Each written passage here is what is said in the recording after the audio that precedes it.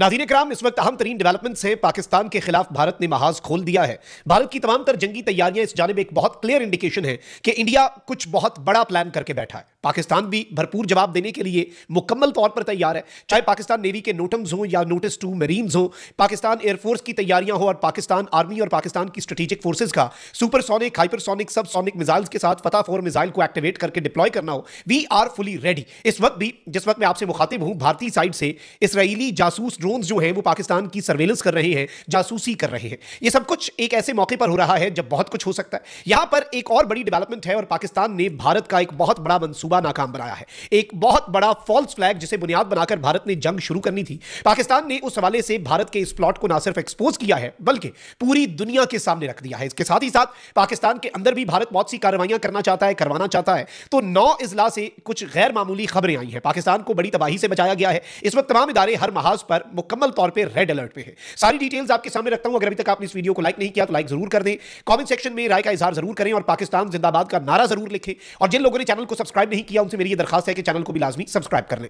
नाज़रीन इकराम, सबसे पहले तो भारत का जो मंसूबा है उसके हवाले से मैं आपके सामने कुछ डिटेल्स रखता हूं और इसकी इंपॉर्टेंस का आप यहां से अंदाजा कर लें कि पाकिस्तान के इंफॉर्मेशन मिनिस्टर और पाकिस्तान के जो स्टेट मिनिस्टर फॉर इंटीरियर हैं, वजीर मुमलिकत बराए दाखिला, सब बैठे और एक प्रेस कॉन्फ्रेंस की और ये स्टेट की तरफ से बेसिकली इंडिया के एक बहुत बड़े मंसूबे को नाकाम बनाते हुए एक्सपोज किया गया है। वजीर इत्तलात जो है उन्होंने एक मुश्तरका प्रेस कॉन्फ्रेंस की और कहा कि पाकिस्तानी इदारों की जानिब से, पाकिस्तान की इंटेलिजेंस एजेंसीज की जानिब से भारतीय साजिश को बेनकाब करने की तफसीलात हम शेयर करने के लिए आए हैं और भारत के लिए जासूसी करने वाले जासूस मल्लाह की वीडियो जो है, एतराफी बयान जो है वो पाकिस्तान ने नशर कर दिया है। ये एतराफी बयान लंबा चौड़ा है और ये प्रेस कॉन्फ्रेंस जो है, मैं इस एतराफी बयान और इस प्रेस कॉन्फ्रेंस का क्रक्स जल्दी जल्दी आपके सामने रखता हूं, फिर 9 इजला के अंदर होने वाली कार्रवाइयों का जायजा लेते हैं। वजीर इत्तलात ने बताया कि ऑपरेशन सिंदूर की नाकामी के बाद भारत ने झूठी मुहिम्मात शुरू की। भारत ने एजाज मल्लाह नामी मछेरे को गिरफ्तार किया और बेसिकली ये होता है कि जब आपको पता है कि माहीगीर हैं, मछेरे हैं, ये जब गलती से थोड़ा आगे क्रॉस कर जाते हैं तो जो कोस्ट गार्ड्स होते हैं वो गिरफ्तार कर लेते हैं और ये बेकसूर लोग होते हैं, ये अपना रोजगार, इनका तरीका ये है। भारतीय भी गिरफ्तार हो जाते हैं, पाकिस्तानी भी, और इन्हें बाद में नॉर्मली छोड़ दिया जाता है। लेकिन भारत ने यहां पर एक बहुत बड़ी गेम की और ये जो एजाज मल्लाह है इसे बेसिकली गिरफ्तार किया और इस मल्लाह को गिरफ्तार करके इसे नामालूम मकाम पर भारतीय एजेंसियों ने मुंतकिल कर दिया। फिर भारतीय खुफिया एजेंसी ने एजाज को अपने लिए काम करने पर किया, लालच भी दी और डराया भी कि तुम्हें जेल हो जाएगी और अगर तुम हमारा साथ देते हो तो हम तुम्हें छोड़ भी देंगे, वरना तो पूरी जिंदगी भारतीय जेलों में गलते सड़ते रहोगे। अताधारण ने बताया कि भारत ने एजाज मल्लाह को आर्मी, नेवी और रेंजर्स की वर्दियां खरीदने की हिदायत की। जब एजाज मल्लाह ये वर्दियां खरीद रहा था तो पाकिस्तानी एजेंसीज ने उसकी निगरानी शुरू कर दी। एजाज मल्लाह को भारत जाते हुए गिरफ्तार किया गया। इस सब के अंदर मैं आपको ये बता दूं कि भारत के लिए जासूसी करने वाले एजाज मल्लाह की वीडियो भी नशर की गई जिसमें उसने एतराफ किया कि भारतीय एजेंसियों ने उसे समुद्र से गिरफ्तार किया। भारतीय एजेंसियों ने कहा कि अगर हमारे लिए काम ना किया तो जेल में रहोगे। इसने अपने एतराफी बयान में बताया कि भारतीय एजेंसी ने मुझे फौज की वर्दियां, मोबाइल सिम्स और फोन बिल्स वगैरह जो है वो लाने की हिदायत की। यानी इंडिया ने पाकिस्तानी फौज की वर्दियां, सिम्स और मोबाइल फोन बिल्स जो है ये सब कुछ इस्तेमाल करके बेसिकली दुनिया को दिखाना था कि देखें जी पाकिस्तानी फौज जो है वो पकड़ी गई है, हमारे यहां ये कार्रवाई कर रहे हैं, whatever was in their mind, और उसकी बुनियाद पे हम ये स्ट्राइक्स करने जा रहे हैं। इसके साथ ही साथ एजाज मल्लाह को भारतीय खुफिया एजेंसी रॉ ने कहा कि 50 और 100 रुपए के पुराने करेंसी नोट भी लाने का कहा और कहा गया कि लेटेस्ट बैंक नोट्स नहीं, पुराने नोट्स, ताकि लगे ओरिजिनल काम है। कहता है कि मैंने सारा सामान इकट्ठा किया जिसकी एक तस्वीर भारतीय एजेंसी के अफसर अशोक कुमार को भेज दी और फिर मैं अक्टूबर के महीने में दरिया की तरफ निकल गया, लेकिन मुझे रास्ते में ही पाकिस्तानी सिक्योरिटी इदारों ने पकड़ लिया। एजाज मल्लाह की गिरफ्तारी इस बात का वाज़ेह सबूत है कि पाकिस्तानी सिक्योरिटी इदारे और इंटेलिजेंस एजेंसियां मुल्की सरहदों के दिफा और तहफ्फुज़ के लिए मुकम्मल तौर पर चौकन्ना है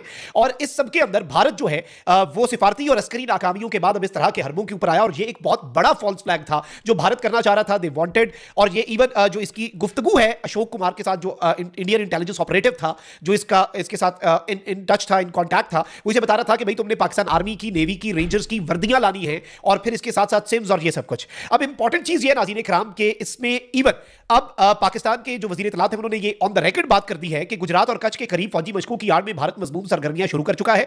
भारतीय मशकों का मकसद पाकिस्तान के खिलाफ प्रोपेगेंडा और तखरीबी कार्रवाइयां हैं। भारत ने फौजी मशकों को पाकिस्तान मुखालिफ प्रोपेगेंडा मुहिम से जोड़ने की कोशिश की। सिक्योरिटी इदारों ने भारतीय खुफिया एजेंसी की इन तमाम तर कोशिशों को नाकाम बनाया है। Now this is something very big and very alarming और इससे आपको यह भी समझ आ जाती है कि पाकिस्तान की सिक्योरिटी फोर्सेज इस वक्त मुकम्मल तौर पर हाई अलर्ट पे हैं। अच्छा, इसके साथ ही साथ अफगानिस्तान बॉर्डर जो है वहां पर भी जाग रहे हैं। On the other hand if we see कि भाई इंडियन बॉर्डर और इंडिया के लिए तैयारियां, जो नेवी की तैयारियां हैं, जो नोटम्स जारी हो रहे हैं, जो पाकिस्तान अपनी मशकें कर रहा है, ये सब कुछ भी, और मुकम्मल तौर पे इंडिया की सर्वेलेंस की जा रही है, ये सब कुछ भी है। लेकिन इसके साथ ही साथ इंडिया जो तीसरा महाज है वो पाकिस्तान के अंदर से जो दहशतगर्दी है, भारत वो दहशतगर्दी पंजाब और पाकिस्तान के मुख्तलिफ इलाकों में करवाना चाह रहा है। अब इस ज़िमन में भारत जो है उसने नाज़रीन इकराम एक बहुत बड़ा मंसूबा बनाया हुआ था, लेकिन 18 दहशतगर्द जो है नाज़रीन इकराम उन्हें पाकिस्तान की इंटेलिजेंस एजेंसीज ने और सीटीडी ने मिलकर 9 मुख्तलिफ पाकिस्तान के जो इजला हैं इंपॉर्टेंट पंजाब के, वहां से गिरफ्तार किया है। यानी 9 इजला से 18 दहशतगर्दों को गिरफ्तार किया गया है एक ऐसे मौके पर जब अफगानिस्तान का महाज गर्म है, जब भारत का महाज गर्म है, और इस सब के अंदर भारत पाकिस्तान के अंदर भी दहशतगर्दी करवाना चाह रहा है। अब अरेस्ट जो है वो कहां पर किए गए हैं जी? लाहौर में,